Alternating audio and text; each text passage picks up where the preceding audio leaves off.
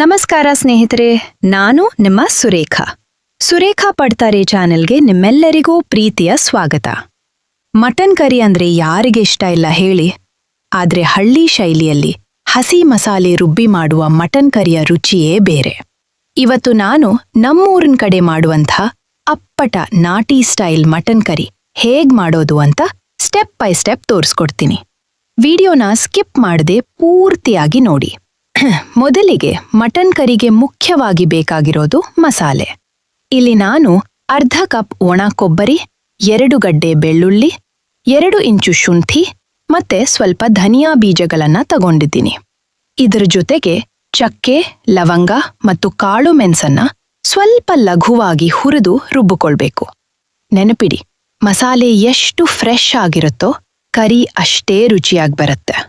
ಈಗ ಒಲೆ ಮೇಲೆ ಒಂದು ಕುಕ್ಕರ್ ಅಥವಾ ಪಾತ್ರೆ ಇಟ್ಟು ಅದಕ್ಕೆ 4 ದೊಡ್ಡ ಚಮಚ ಎಣ್ಣೆ ಹಾಕೋಣ. ಎಣ್ಣೆ ಕಾದ ಮೇಲೆ ಸ್ವಲ್ಪ ಕರಿಬೇವು ಮತ್ತು ಸಣ್ಣಗೆ ಹೆಚ್ಚಿದ ಈರುಳ್ಳಿ ಸೇರಿಸೋಣ. ಈರುಳ್ಳಿ ಈ ರೀತಿ ಹೊಂಬಣ್ಣಕ್ಕೆ ಬರಬೇಕು.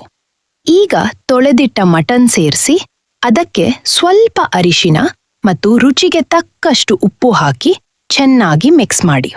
ಮಟನ್ನಲ್ಲಿರೋ ನೀರೆಲ್ಲ ಆರಿ ಎಣ್ಣೆ ಬಿಡೋವರೆಗೂ ಇದನ್ನ ಫ್ರೈ ಮಾಡಬೇಕು.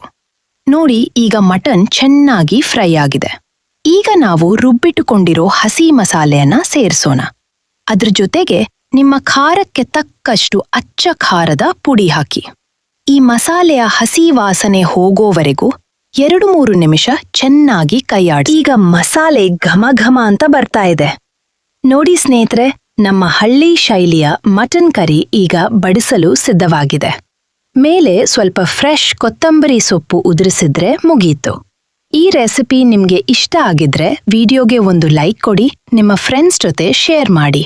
ಇನ್ನು ಹೆಚ್ಚಿನ ಹಳ್ಳಿ ಅಡುಗೆಗಳಿಗಾಗಿ ಸುರೇಖಾ ಪಡ್ತಾರೆ ಚಾನೆಲ್ಗೆ ಈಗಲೇ ಸಬ್ಸ್ಕ್ರೈಬ್ ಆಗಿ. ಮುಂದಿನ ವಿಡಿಯೋದಲ್ಲಿ ಸಿಗೋಣ. ಧನ್ಯವಾದಗಳು.